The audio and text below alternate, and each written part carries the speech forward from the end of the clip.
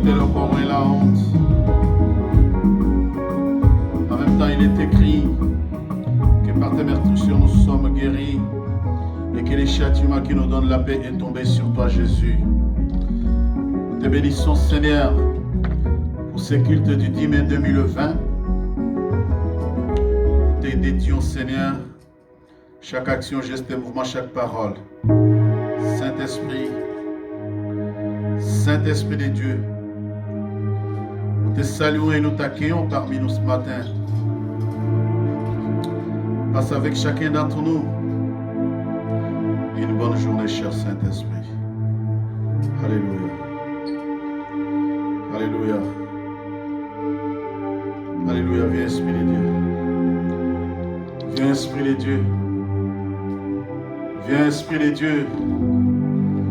Viens, Esprit de Dieu. Viens, Esprit de Dieu. Alléluia. Il faut que ceux qui t'adorent,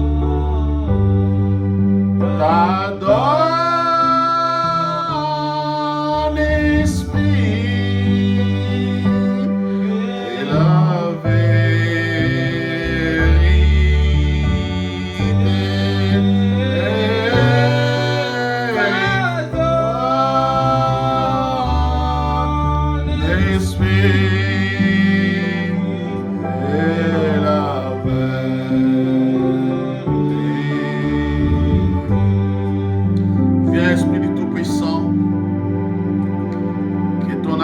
repose sur notre langue, car la Bible déclare: si tu sais pas ce qui est précieux et ce qui est vil, je ferai de ta bouche ma bouche.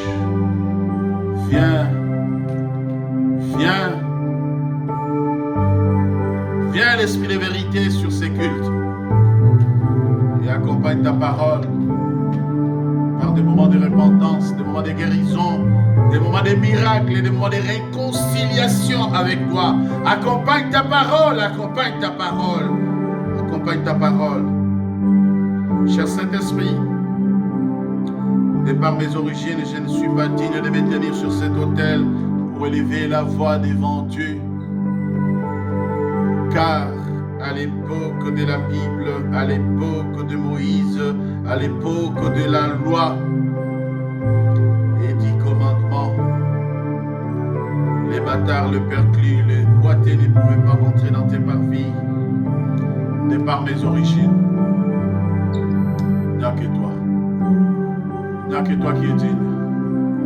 Et ensemble nous disons: gloire et louange à toi, Seigneur Jésus-Christ.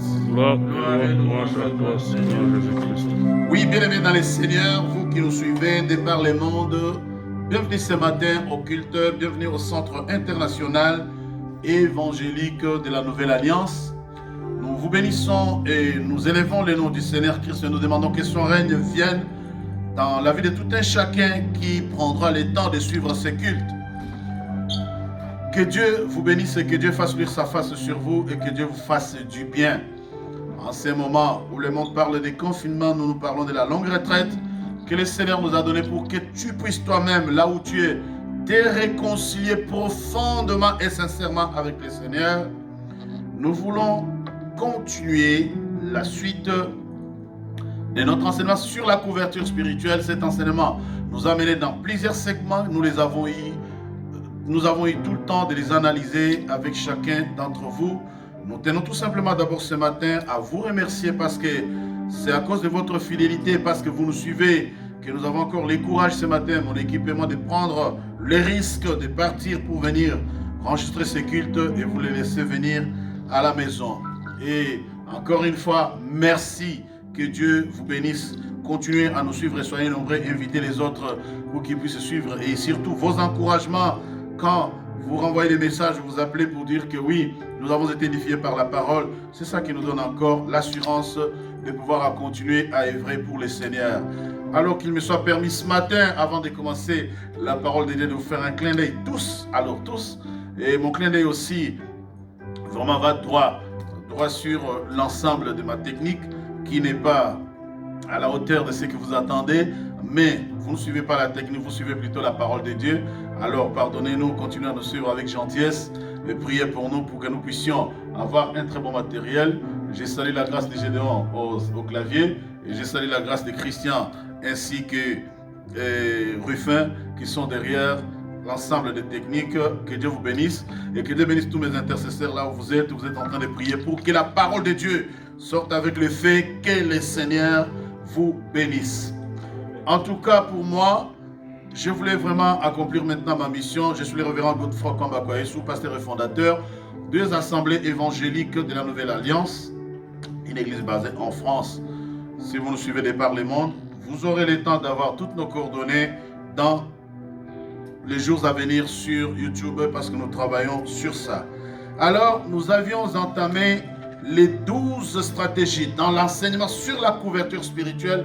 Nous avons commencé les 12 stratégies qui nous donnent la force ou qui nous fait vaincre l'ennemi. Les 12 stratégies pour avoir la victoire sur l'adversaire. Nous avons dit que Moïse servait des couvertures à Aaron et quand, plutôt à Josué. Et quand il est arrivé pour faire la guerre à Amalek, la Bible dit Moïse a appelé. Josué lui a dit, choisis parmi nous les hommes habiles à faire la guerre. Va avec ces hommes, va combattre Amalek. Et moi, ainsi qu'Aaron et Hur, je me tiendrai sur la montagne en train de soutenir l'action de la guerre. Et nous avons dit que dans les 12 stratégies que nous avons vues, je ne vais pas les répéter toutes, mais je vais tout simplement reprendre la 6e stratégie et ainsi en donner les 7 autres qui restaient. Ça va être très rapidement, j'ai dit à la 6e stratégie que Moïse était soutenu par Aaron d'une part et Hur d'autre part. Ça veut dire quoi en aimant et en français facile?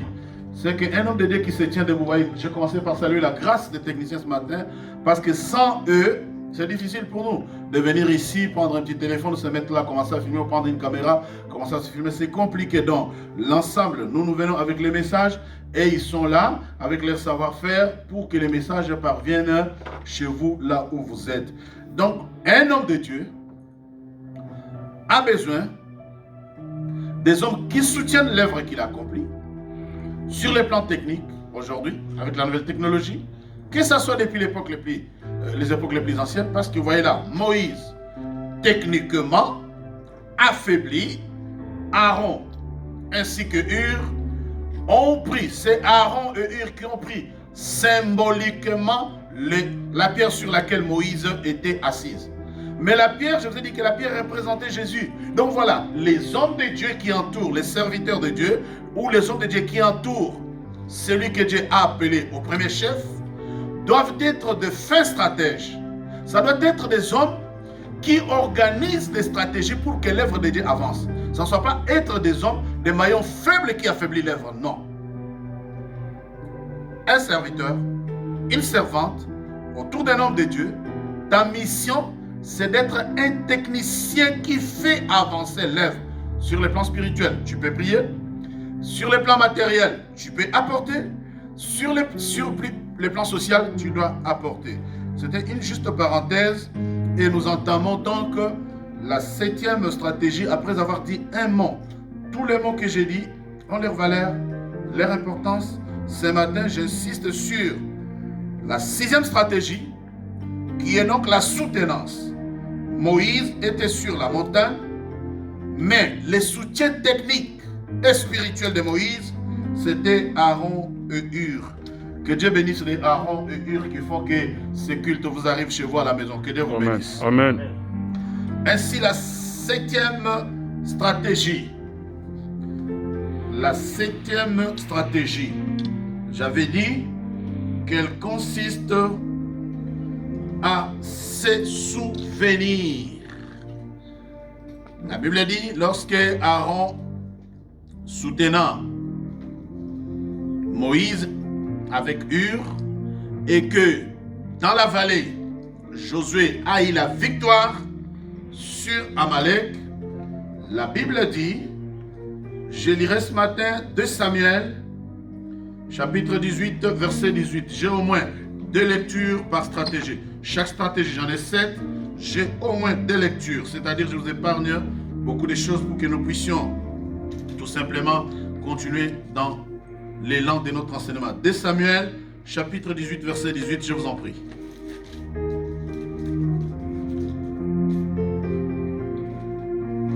De Samuel 18. Je lis au nom de Jésus. Amen. 2 Samuel 18, verset 18. De son vivant, Absalom s'était fait ériger un monument dans la vallée du roi, car il disait: je n'ai point de fils, par qui le souvenir de mon nom puisse être conservé. Par qui le souvenir de mon nom peut être conservé. Et il donna son propre nom au monument. Et il donna son propre nom au monument. Regardez ici, la Bible dit Absalom, c'était un des descendants dans la lignée de David. Maintenant, de son vivant, la Bible dit, comme il n'a pas eu d'enfant, pour que les souvenirs de son nom soient gardés dans le temps et dans l'espace et dans les jours à venir, la Bible dit qu'il a construit un monument auquel il a donné son nom pour que les souvenirs s'en conservent. Alors souvenez-vous d'Exode chapitre 17 verset 14 où Moïse, après avoir vaincu avec à la tête de l'armée Josué, après avoir vaincu Amalek, il a dit le nom d'Amalek sera effacé sur la surface de la terre. Et là la Bible dit Moïse a bâti un autel pour que les souvenirs s'en conservent. Bien-aimés dans le Seigneur, chaque chose, chaque acte que tu accomplis dans la maison de Dieu te fait entrer dans les livres du souvenir. Souvenez-nous pour ceux qui nous suivent ici à l'église de la Nouvelle Alliance de l'enseignement de notre chère maman sur les livres du souvenir. Amen. Hein? Amen. Vous voyez qu'Absalom n'a pas d'enfant. Il n'a pas eu de progéniture. Il dit, mais qu'est-ce que je dois faire pour que, après moi, qu'il y ait souvenir? Mais c'est très dangereux son attitude parce que, au lieu de bâtir un autel à l'Éternel, lui il a bâti un autel à son nom, comme il y en a dans toutes nos familles, pour que les souvenirs s'en conservent. Dites Amen. Hein? Amen. Mais c'est très dangereux. Donc, dans une des stratégies de la guerre, pour avoir la supériorité et terrasser l'ennemi, il faut d'abord, se souvenir que oui, l'ennemi existe, l'ennemi a des techniques, l'ennemi a aussi ses stratégies, et l'ennemi de là où je suis né, peut-être il est comme Absalom, il s'est dit non, je n'ai pas de progéniture, je n'ai pas de descendance, mais laisse-moi bâtir ici un hôtel à mon Dieu pour que cet hôtel continue à gérer des familles. C'est comme ça qu'on a dans des familles, dans des nations, dans des clans, des tantes, des oncles, des gens qui sont morts sans laisser de progéniture, mais ils ont bâti des maisons, ils ont bâti des choses avec les sangs humains. Alléluia. Amen. C'est très profond. C'est à toi d'analyser, de comprendre quel monument de souvenirs diaboliques y a-t-il dans ma vie. Comment un homme peut se lever? J'étais bluffé. La parole de Dieu, c'est une lumière. La Bible dit, de son vivant, Absalom s'était fait ériger un monument dans la vallée du roi. Car il disait, je n'ai point de fils par qui les souvenirs de mon nom puissent être conservés. Donc comme je n'ai pas de fils, laissez-moi construire ici un monument qui portera mon nom. Comme il y en a dans nos familles, il y a des monuments, il y a des statues, il y a des choses qui symbolisent tout simplement l'héritage ancestral. Et nous allons voir ce que ces choses vont devenir. Donc, si il y a un monument comme ça, ou de son vivant, un patriarche de ta famille a bâti un monument, ce monument-là, ça peut avoir pris, surtout dans nos traditions, surtout dans nos nations, ça peut avoir pris une forme quelconque. Ce n'est peut-être pas un monument comme Absalom l'a fait. Il a pris des pierres, il a fait bâtir un monument. Mais chez nous, c'est des formes, des baguettes, c'est des formes, c'est des symboles, c'est des choses qui ont été il dit pour que les souvenirs s'en conservent. Alors la semaine qui est en train de commencer, si tu tardes à détruire les souvenirs de malédiction dans ta vie, tu seras en retard. Que Dieu te bénisse, toi qui nous suis de par ailleurs. Et j'ai entendu quelqu'un dire Amen. Amen.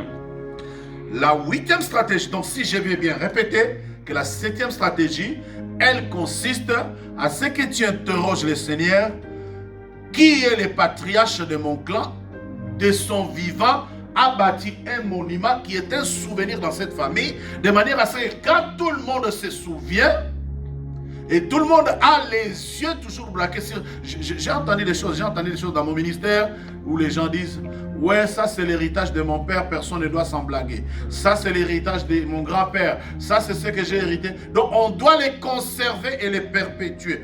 Alors la semaine qui commence, tous les souvenirs des sorciers dans nos vies doivent être détruits. Au nom de Jésus, tu dis Amen. Amen. La 8e stratégie, celle-là n'est pas plus moindre que les 8 autres qui sont passées. Mais regardez très bien, la 8e stratégie, nous avons dit que nous devons dans nos vies effacer la mémoire d'Amalek. Nous devons dans nos vies effacer la mémoire d'Amalek. Alors quand je regardais, vous regardez aussi chez vous, dans vos dictionnaires Larousse, dans vos dictionnaires traditionnels, effacer ça veut dire quoi? C'est enlever l'existence, qu'on ne le voie plus. Et bien comme le maître de l'école primaire dira, effacer au tableau. Il faut effacer. La 8e stratégie, il faut effacer la mémoire d'Amalek. Nous allons faire 2 lectures. La première lecture, c'est dans le livre de Deutéronome, chapitre 25, verset 19. Deutéronome, chapitre 25, verset 19. 2 lectures pour cette stratégie. Deutéronome 25, 19. Je lis au nom de Jésus. Lorsque l'Éternel, ton Dieu, après t'avoir délivré de tous les ennemis qui t'entourent, t'accordera du repos dans le pays que l'Éternel, ton Dieu, te donne en héritage et en propriété. Tu effaceras la mémoire d'Amalek de dessous les cieux. Ne l'oublie point. Ne l'oublie point, tu effaceras la mémoire d'Amalek de dessous les cieux. Peut-être comme l'Amalek là revient encore ici, la Bible dit, lorsque l'Éternel ton Dieu, après t'avoir délivré, voilà le processus, après t'avoir délivré de tous tes ennemis qui t'entourent, c'est donc, il y a plusieurs choses qui cachent ces versets. Non seulement nous sommes entourés des ennemis, mais Dieu doit nous délivrer de ces ennemis-là. Et je vais très loin que l'homme aura pour ennemi les gens de sa propre maison. Alors que tous ceux qui sont contre tes percées cette semaine, que le feu de l'Éternel les brûle. Amen. Que tous ceux qui se disent tes ennemis, de loin ou de près, que le feu de l'Éternel, que le feu de la Pentecôte les consume au nom de Jésus-Christ. Alors ce verset m'intéresse pour aller à la guerre. Il dit, lorsque l'Éternel t'aura délivré, lorsque l'Éternel ton Dieu, après t'avoir délivré de tous tes ennemis qui t'entourent, alors que tous tes ennemis qui t'entourent soient consumés encore une fois par le feu au nom de Jésus-Christ. Il dit, quand il t'aura accordé du repos, tu effaceras la mémoire d'Amalek dessus les cieux. Ça veut dire quoi toutes ces choses? 2 Chroniques chapitre 34 verset 4. La 8e stratégie, elle consiste à effacer la mémoire d'Amalek sur la terre où vivent les humains. 2 Chroniques 34 4 dit quoi? Je lis au nom de Jésus. On renversera devant lui les autels des Baals, et il a bâti les statues consacrées au soleil qui étaient dessus. Il brisa les idoles, les images taillées et les images en fonte, et les réduisit en poussière, et il répandit la poussière sur les sépulcres de ceux qui leur avaient sacrifié. Sacrifié, c'est la parole du Seigneur. Ici, il s'agit de Josias, un roi rigoureux, un roi qui a sanctifié la maison d'Israël. Il a trouvé que dans la lignée de David, son père, il y a des rois qui ont fait des hauts lieux, qui ont fait des autels, qui s'est classé dans la même lignée d'Amalek. Et la Bible dit, de son temps, Josias s'est levé un bon matin. Souvenez-vous qu'il est devenu roi. Et lors du 8e année de son règne, il s'est levé un matin. La Bible dit, il a renversé. On renversa devant lui sur ses ordres les autels de Baal. Et il a battu les statues consacrées au soleil qui étaient dessus. Il brisa. Ça veut dire quoi tout ça en un mot? Si dans ta vie, tu n'as pas encore détruit les autels, tu n'as pas encore effacé, tu n'as pas encore enlevé de l'existence les autels de faux dieux qu'il y a dans ta vie, qu'il y a dans la famille de ton père, qu'il y a dans la famille de ta mère, qu'il y a dans ton village, qu'il y a dans ta nation, aussi longtemps que ces autels ne sont pas encore renversés, bien aimé dans le Seigneur, sache que tu vas souffrir. Mais alors je vais t'annoncer qu'il y a une stratégie qui consiste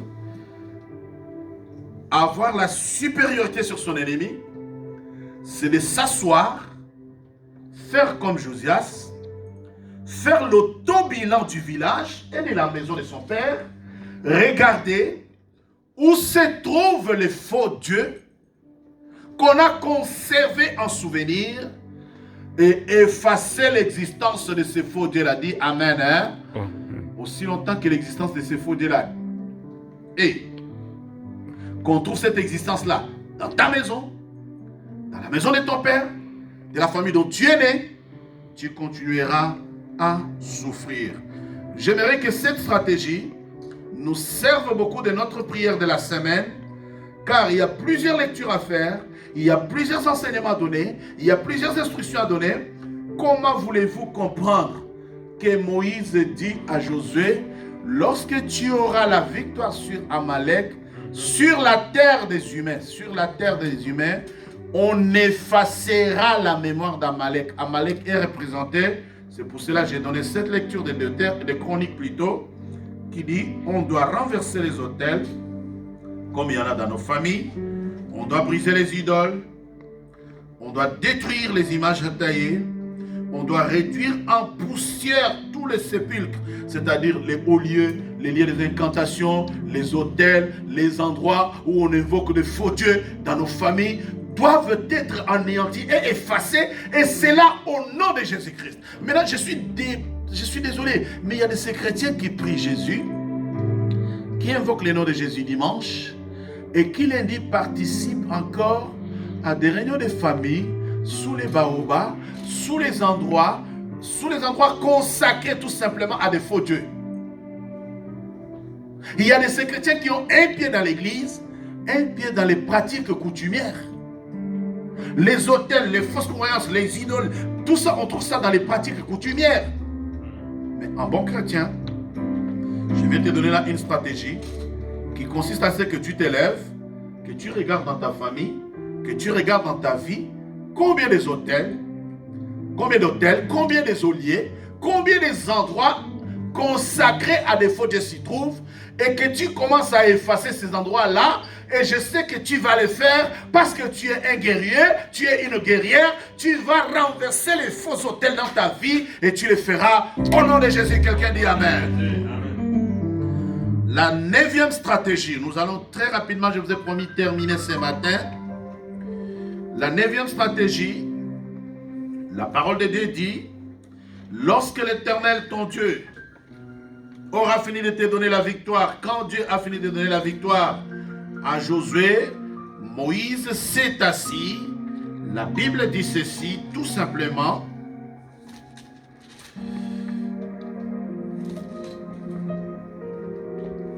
Non seulement tout ce que les exploits que Moïse et Josué ont accomplis devant Amalek, l'Éternel a dit à Moïse, écris ceci dans les livres des souvenirs pour que les enfants d'Israël s'en souviennent.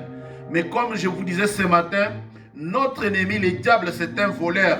Lui, il copie tout ce qu'il y a chez Dieu pour en faire le contraire.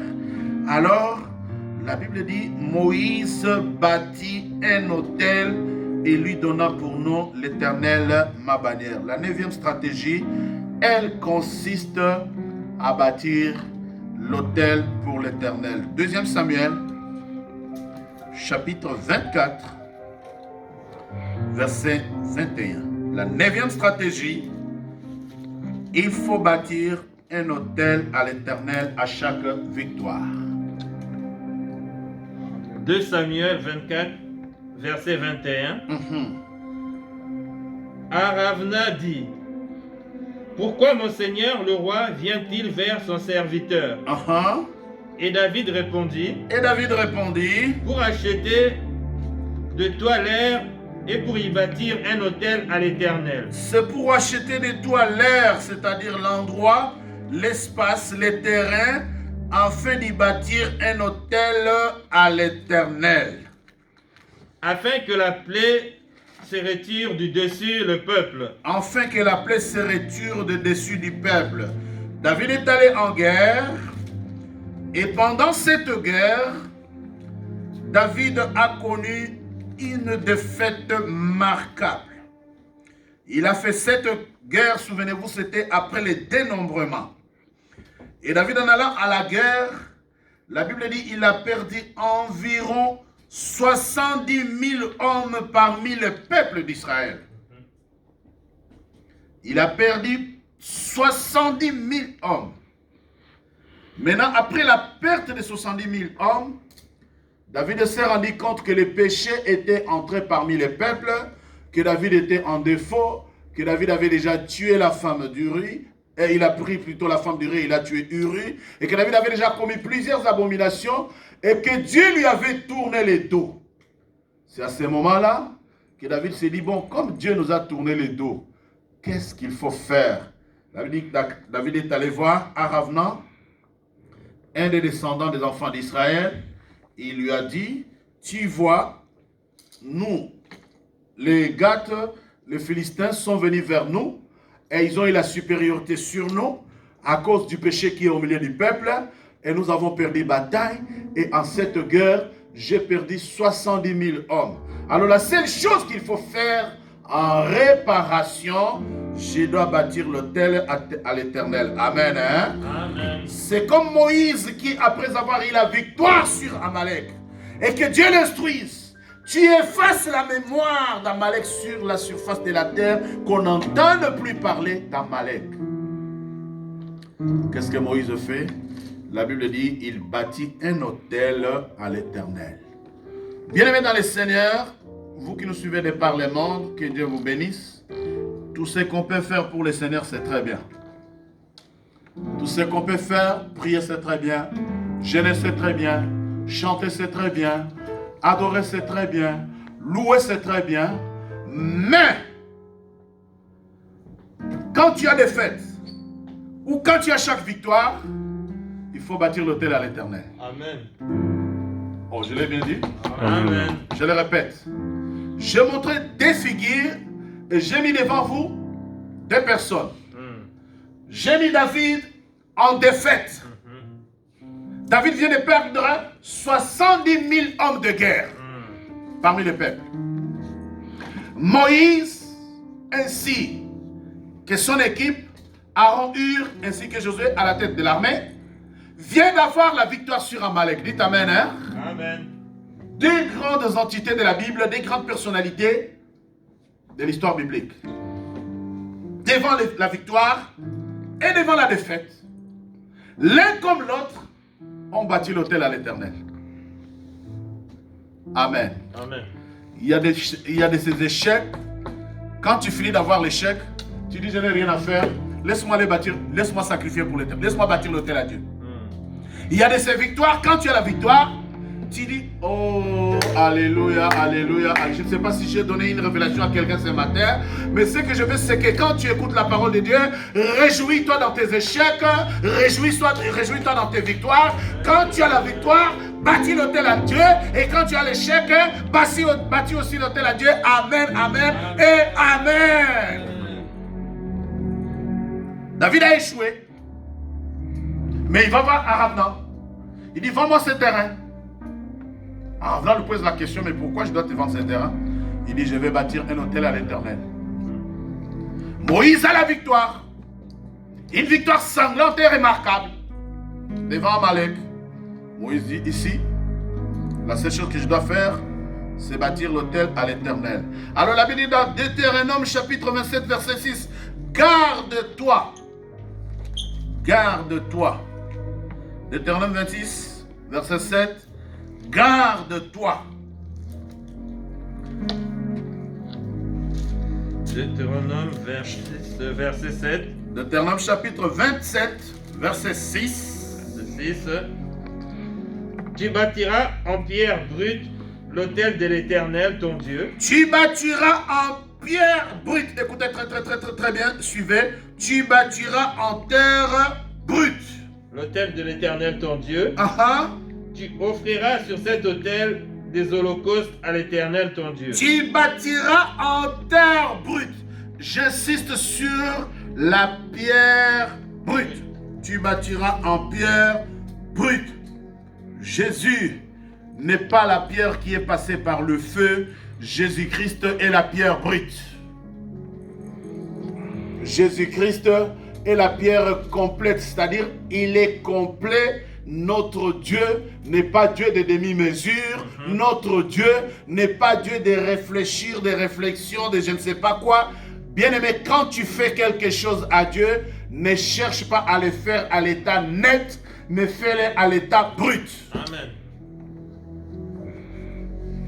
J'ai entendu ton amen à la maison. Quand tu fais quelque chose à Dieu, c'est-à-dire fais-le de tout ton cœur, fais-le en terre brute. La Bible dit, tu bâtiras à l'Éternel ton Dieu, et les bâtisses l'autel que tu feras, ne les fais pas en pierre taillée, ne les fais pas en pierre polluée, ne les fais pas en pierre, je ne sais pas moi, aiguisée, mais fais-les en pierre brute. Tu bâtiras en pierre brute l'autel de l'Éternel ton Dieu. Et sur cet autel, je suis désolé pour les gens qui, avant d'aller donner l'offrande à Dieu, ils sélectionnent dans leur sac, ils essayent de voir, ils essayent de calculer quel chèque je signerai, quel montant je donnerai. Non, la Bible dit, tu bâtiras à l'Éternel en pierre brute. Alors, bien aimé dans le Seigneur, la semaine qui va commencer, chacun d'entre nous, après avoir écouté ce message, tu vas résoudre à bâtir l'autel. Parce qu'il y a dans nos familles, comme je venais de dire, des autels qu'on a bâtis par des anciens qui ont dit ici, on doit garder en souvenir, comme Joseph a dit, il a dit, je ferai un monument. Absalom a dit, je ferai un monument et le monument portera mon nom parce que je n'ai pas eu d'enfant et pour qu'on en conserve les souvenirs. C'est comme ça dans nos vies, il y a des souvenirs des sorciers, il y a des souvenirs des grands marabouts que nous continuons à nous promener avec. Et cette semaine qui va commencer, ça va monter et ça va chauffer. Nous allons détruire les monuments battus au nom des gens. Nous allons les détruire au nom de Jésus-Christ. Et pour les détruire, c'est l'autel, c'est la voix de l'autel contre les autels. C'est le cri de l'autel bâti à l'Éternel. L'autel bâti en pierre brute contre les autels des familles. Contre les autels des sorciers. Contre les autels des sorciers. Tu bâtiras en pierre brute à l'Éternel ton Dieu. Tu bâtiras, après avoir, retenez bien, démoli les autels des faux dieux. Et tu dois bâtir un autel au Dieu Tout-Puissant. Et l'autel que tu dois bâtir à Dieu. Pourquoi la pierre brute? C'est parce que ceux qui ont bâti les autels de nos familles, les ont bâtis avec le sang. Alléluia. Amen. Alléluia. Amen. Ceux qui ont bâti les hôtels qu'il y a dans nos familles, ceux qui ont bâti les hôtels qu'il y a je ne sais où, dans ton village, dans ta nation, dans ton pays, ont bâti ces hôtels-là avec les sang humains, avec du foin, avec du bois. Et nous, l'hôtel que tu dois bâtir, la première stratégie, la stratégie la plus déterminante, j'ai dit, devant ton échec, bâtir un hôtel à Dieu. David a échoué. Il a dit, pour que la plaie s'éloigne de nous, je dois bâtir un hôtel à Dieu. Moïse a la victoire. Il dit, cette victoire, on ne peut pas la savourer n'importe comment. Pour que souvenir s'en conserve, ici, je dois bâtir un hôtel à l'Éternel. Donc, la stratégie qui consiste à bâtir l'hôtel à Dieu, c'est tout simplement, en bâtissant cet autel à l'Éternel, c'est cet autel-là qui va défendre ta cause devant les sorciers. Parce que sur cet autel, la Bible dit, sur l'autel que tu auras bâti, tu offriras des holocaustes, tu y mettras des offrandes à l'Éternel ton Dieu. Donc la semaine qui commence, c'est dimanche, dans nos confinements où nous sommes, tu vas résoudre, ma bien-aimée, tu vas résoudre, mon bien-aimé, même ceux qui nous suivent de loin et de l'étranger, je ne sais pas d'où, nous allons chacun résoudre à bâtir l'autel de l'Éternel. Que Dieu te bénisse parce que tu feras cela. Parce qu'en bâtissant l'autel à l'Éternel, l'autel que tu auras bâti, et tu offres des holocaustes, tu offres des offrandes, tu y mets des parfums, c'est cet autel-là qui va te défendre contre les faux autels de ta famille. Quelqu'un a dit Amen. Amen. 10e stratégie et avant-dernière. La 10e stratégie consiste, la Bible dit, Moïse, après avoir eu la victoire, il a bâti un autel et lui donna les noms, l'Éternel, ma bannière. La 10e stratégie, elle consiste à changer les noms de chaque haut lieu. Quelqu'un dit Amen. Amen. Le changement des noms de chaque haut lieu. Notez que les noms que tu portes, les noms c'est un porte-malheur ou un porte-bonheur. Les noms, c'est un porte-bonheur ou un porte-malheur. Inversez l'ordre, faites-les comme vous voulez. Mais j'informe à quelqu'un, je vais dire à quelqu'un ce matin que les noms peuvent te porter le bonheur, les noms peuvent t'apporter aussi le malheur. Notez que les noms déterminent tes limites et tes percées. Les noms que tu portes, les noms qu'on donne à un enfant, les noms qu'on donne à chaque personne déterminent tes limites et tes percées. Si on t'appelle l'ours du midi, tu seras l'ours du midi. Si on t'appelle chien méchant, tu seras chien méchant. Si on t'appelle Bernard Lenoir, tu seras Bernard Lenoir. Si on t'appelle Alphonse Leblanc, tu seras Alphonse Leblanc. Si on t'appelle, je ne sais pas moi, Clémentine la Chaîne, tu seras la Chaîne. Amen. Les noms portent malheur ou bonheur. Si on t'appelle gloire, tu seras gloire. Si on t'appelle victoire, tu seras. Si on t'appelle échec, tu seras échec. Je serais curieux de savoir s'il y a des enfants qui naîtront après les confinements qui porteront le nom confinement. Parce qu'il y a des gens qui sont fous comme ça. Il y a des gens qui donneront à leurs enfants, oh mon bébé est pendant le confinement, je l'appellerai confinement. Et confinement, ça veut dire prison. Alors les noms déterminent tes limites. Alors, notez que les noms ont une valeur déterminante. Les noms déterminent où tu vas aller, les noms déterminent où tu vas t'arrêter, les noms déterminent tes percées. Amen. Très important, très important. Alors, la Bible dit Moïse, après avoir eu cette victoire, il bâtit un autel à l'Éternel et il donna à son autel l'Éternel, il donna les noms à son autel, l'Éternel, ma bannière. Dites Amen. Hein? Amen. Pour la lecture, il y en a beaucoup, mais j'en prends deux. Prenons Nombre chapitre 21, verset 3. Nombre chapitre 21, verset 3.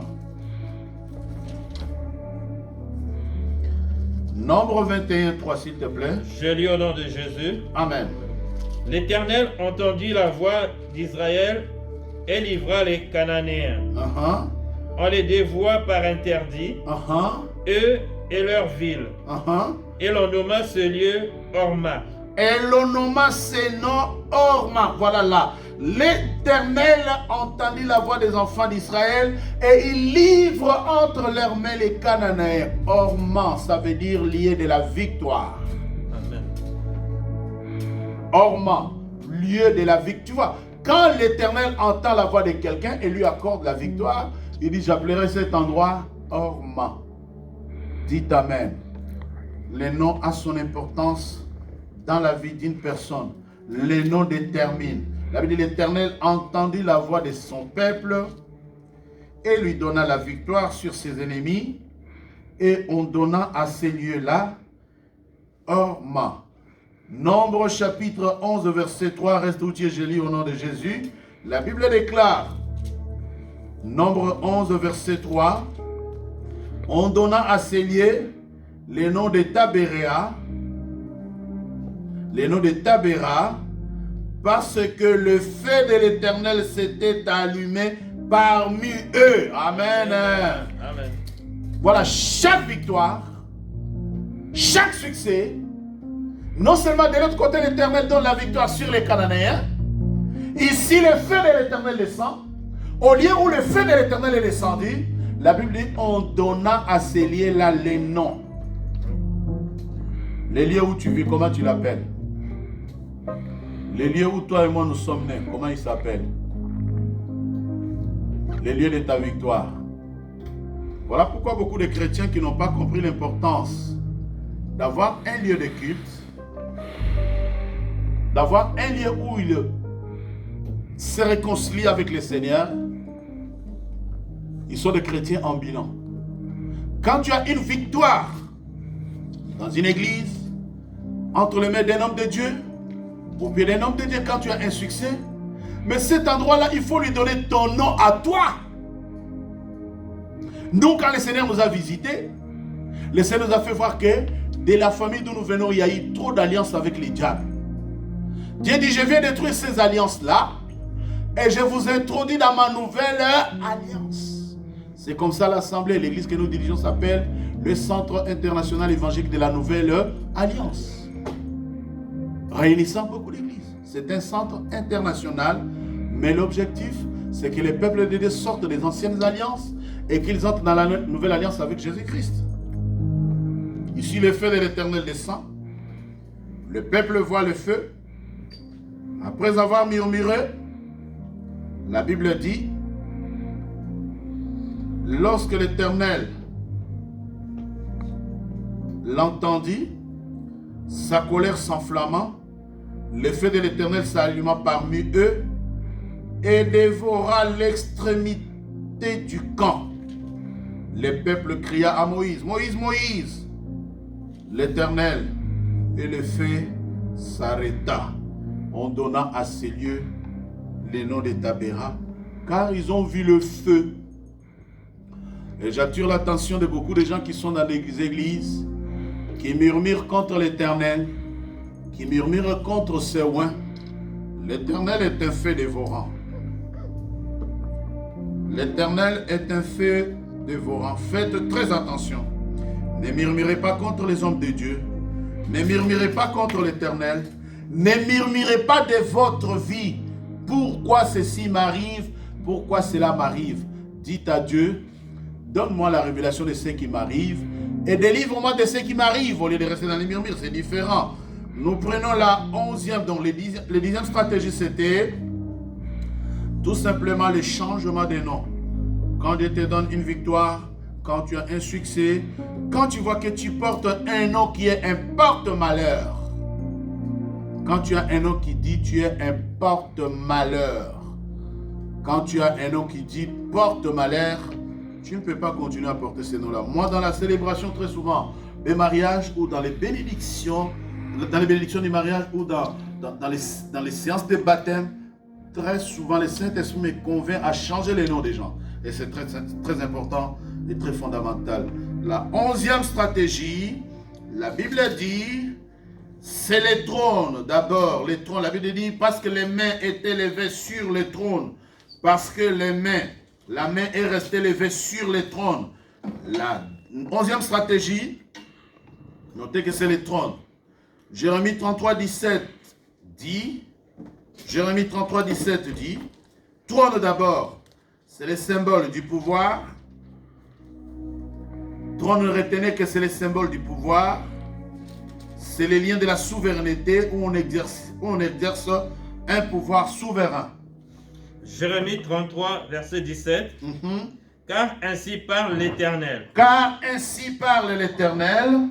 David ne manquera jamais d'un successeur assis sur le trône de la maison d'Israël. David ne manquera jamais un successeur assis sur le trône de la maison d'Israël.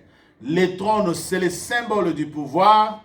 Les trônes, c'est les lieux où on exerce un pouvoir souverain, mais un pouvoir sélectionné, un pouvoir scellé un pouvoir établi et donné par Dieu. Alors j'aimerais dire une chose à propos du trône et à propos du pouvoir souverain. Sachez-le tout simplement que dans le livre de Matthieu, la Bible dit tout simplement que son trône est très élevé au-dessus de tous les trônes. Mais apparemment les sociétés traditionnelles, apparemment les sociétés de nos familles, apparemment il y a des trônes d'où nous venons et ces trônes-là n'élèvent pas les noms de Dieu, n'élèvent pas les noms de Jésus-Christ. Ce sont des trônes consacrés à des faux dieux. Et la Bible dit, David ne manquera jamais un successeur assis sur les trônes. Les trônes, c'est les lieux où on exerce les pouvoirs. Et les trônes, comme il y en a dans toutes nos familles, c'est là où on exerce les pouvoirs sorcériques, les pouvoirs des serpents, les pouvoirs des totems. Et toutes ces choses, quand ça existe dans ta vie, toi tu dois d'abord, en tant que chrétien, élever les trônes de Dieu au-dessus de tous les trônes de faux dieux. Et pour élever les trônes de Dieu, il faut s'en prendre au trône des serpents, il faut s'en prendre au trône des totems, les détruire, les démolir, afin que les trônes de Dieu soient élevés dans ta vie. Amen. Alors, cet enseignement, si le Seigneur nous l'a mis à cœur pour les donner en ces moments, c'est parce que ces moments de confinement, je disais, c'est un moment de réconciliation avec Dieu. Dieu a voulu ces moments pour que chaque chrétien puisse se remettre en cause. Alors, ça ne sert pas d'avoir la psychose et ne pas se remettre en cause. Il y a la psychose, les gens sont dans la peur, les gens tremblent. Non, au lieu de trembler, remets-toi en cause, répands-toi, donne ta vie à Jésus. Dis-lui, Seigneur, je te donne ma vie comme un parfum de bonne odeur. Viens me libérer des trônes sataniques, des trônes sorcellériques. 12e et dernière stratégie, quelqu'un peut dire Amen. Amen. Mais je vais les terminer très rapidement. Note que chaque génération a affaire à Amalek. Chaque génération, la Bible dit, il y aura guerre d'Amalek entre l'Éternel, de l'Éternel contre Amalek, de génération en génération. Juge chapitre 3, verset 2. Nous terminons là. Juge chapitre 3, verset 2. Le livre de Juge chapitre 3, verset 2. Et lis ça très bien, mon frère, s'il te plaît. Juge 3, verset 2, la Bible dit. Je lis au nom de Jésus. Ah. Juge 3, verset 2. Il voulait seulement que les générations des enfants d'Israël connissent et apprissent la guerre, ceux qui ne l'avaient pas connue auparavant. Il voulut seulement que les générations d'Israël connissent la guerre, ceux qui ne l'avaient pas connue avant. Donc la logique du combat spirituel, la logique de la guerre dans nos vies, c'est de génération en génération. Mais que chacun d'entre nous, pendant que tu sais qu'il y a la guerre des serpents contre ta vie, il y a la guerre des serpents qui s'élève dans la famille de ton père, dans la famille de ta mère, au travail, dans les milieux professionnels, dans les milieux des affaires, qu'il y a la logique de la guerre qui s'élève contre toi, la Bible déclare, les jours où l'Éternel nous délivra, nous étions comme ceux qui faisaient un rêve. La semaine qui commence, Dieu va entrer dans ta guerre et il va te donner la victoire. Dieu va combattre pour toi. Il a dit devant la mer Rouge, Moïse a dit aux enfants d'Israël, gardez silence. Vous verrez, les Égyptiens que vous voyez aujourd'hui, vous ne les verrez plus jamais. Je sais qu'il y a eu des combats. Je sais qu'il y a eu des guerres. Je sais que tu as à combattre matin, midi et soir. Mais j'aimerais qu'au jour d'aujourd'hui, que tu adores le Seigneur parce que la Bible dit dans Exode 14, 14, gardez silence car ces Égyptiens que vous voyez, vous ne les verrez plus jamais. Je sais que oui, ta vie peut-être au lieu que tu sois sous la couverture de Moïse, que tu sois sous la couverture de la parole de Dieu, tu as été mis sous la couverture des serpents. Il y a eu des faux autels, il y a eu des sacrifices, il y a eu des choses qui ont été faites. Mais je vais t'assurer ce matin, bien aimé dans le Seigneur, que la Bible dit, ces Égyptiens que vous voyez, vous ne les verrez plus jamais. Si tu crois dans ta maison, lève-toi maintenant. Commence à dire merci Seigneur. Je te bénis pour ta parole. Si tu m'as donné les 12 stratégies, c'est parce que tu veux que j'aille la supériorité sur mes ennemis. Lève-toi dans ta maison. Commence à remercier le Seigneur. Lève-toi là où tu es. Commence à acclamer le Seigneur. Commence à lui dire Dieu, je te bénis. Tu es mon rédempteur. La Bible déclare, mon rédempteur s'élève le dernier. Lève-toi là où tu es bien aimé. Commence à secouer les trônes. Les trônes. Commence à secouer les trônes des sorciers de ta famille. Commence à secouer les trônes des sorciers qui te condamnent. Alléluia, secoue les trônes, secoue les trônes, secoue les hôtels de ta famille bousculée. La Bible dit de génération en génération, les souvenirs s'en conservera. Secoue les trônes, secoue les trônes. Secoue les trônes bien-aimés, secoue les trônes sur lesquels est assis, les serpents qui a toujours bloqué dans ta famille. Au nom de Jésus-Christ, secoue ces trônes-là, secoue ces trônes-là, je secoue les trônes, je secoue les trônes, je secoue les trônes, et je les renverse. Je commence maintenant à renverser dans ta maison les hôtels construits à les faux dieux, détruis-les. Démolis-les, démolis-les, démolis-les, détruis-les au nom de Jésus-Christ, détruis-les au nom de Jésus-Christ, détruis les trônes, détruis les trônes, détruis les trônes, et démolis les hôtels, démolis les hôtels, démolis les hôtels au nom de Jésus, démolis les hôtels, marche, ne t'arrête pas, démolis les hôtels, quels que soient les endroits où on a des noms, les noms, on a donné les noms, et ces noms-là ont les influences négatives sur ta vie. Alléluia, alléluia, alléluia, secoue, secoue, secoue, secoue, secoue, bouge, au nom de Jésus-Christ. Jésus-Christ, au nom de Jésus-Christ, la Bible déclare quiconque invoquera les noms de l'Éternel sera sauvé. Et la Bible ajoute, ces Égyptiens que vous voyez, vous ne les verrez plus jamais, vous ne les verrez plus jamais, vous ne les verrez plus jamais, vous ne les verrez plus jamais. Dans les noms de Jésus, j'efface, et là où tu es, commence à effacer la mémoire d'Amalek, commence à effacer la mémoire d'Amalek, efface la mémoire d'Amalek, efface la mémoire d'Amalek, efface la mémoire d'Amalek, efface la mémoire des faux autels, des sorciers de ta famille. J'efface la mémoire de tous les faux dieux de la famille de ma mère. Efface la mémoire, efface la mémoire, efface la mémoire, efface la mémoire, efface la mémoire, efface la mémoire, efface tous les faux souvenirs. Alléluia. Nous bénissons ton nom. Passe maintenant à plaider le sang de Jésus. Que le sang de l'agneau coule, que le sang de l'agneau coule, que le sang de l'agneau coule, que le sang de l'agneau coule, que le sang de l'agneau coule, que le sang de l'agneau coule, que le sang de l'agneau coule, que le sang de l'agneau coule, que le sang de l'agneau coule.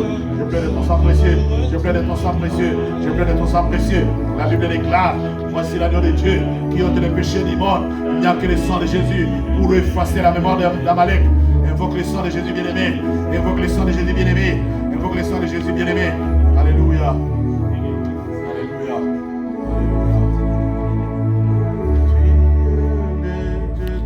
Miracle, tu es le Dieu de miracle, tu es le Dieu de miracle, tu es le Dieu de miracle, oh tu es le Dieu de miracle,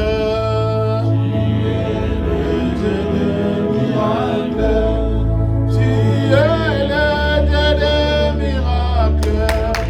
tu es le Dieu de miracle. Jésus, tu es le Dieu des miracles. Le Dieu des miracles. Oh, tu es le Dieu des miracles. Yahweh, tu es le Dieu des miracles. Jésus, tu es le Dieu des miracles.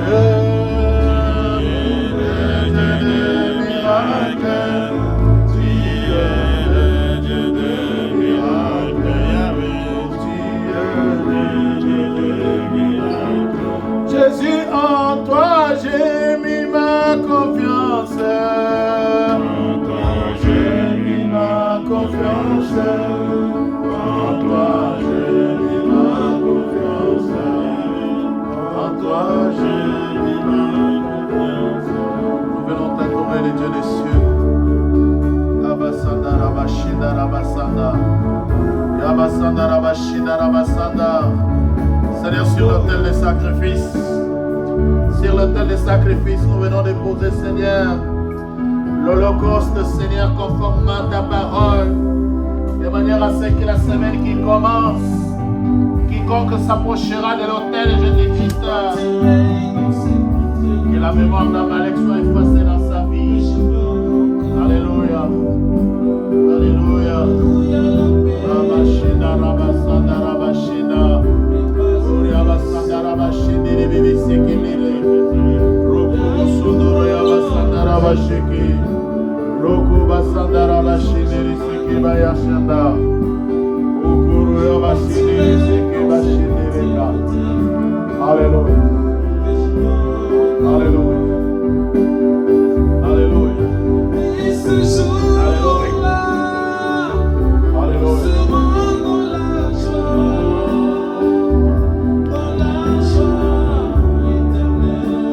Merci, nous bénissons ta parole.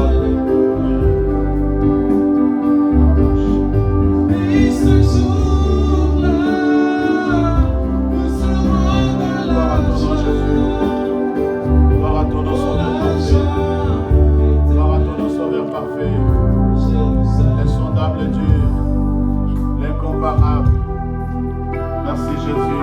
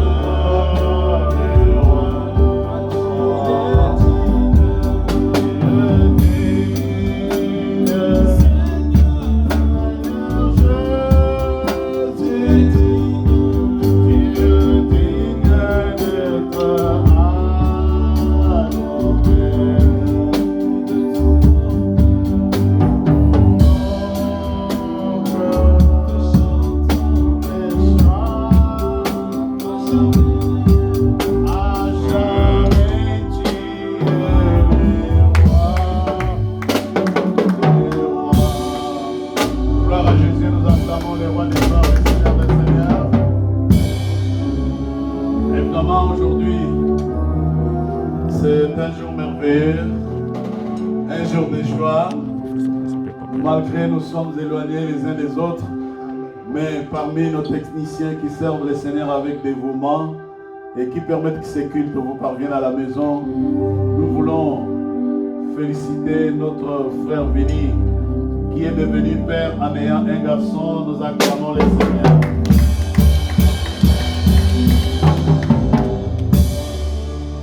Papa Vini, que le Seigneur te bénisse. Nous prions pour le bébé. Seigneur, dans le nom de Jésus-Christ, étends ta main puissante sur la femme de notre bien-aimé, là où elle est à la maternité, ainsi que le bébé.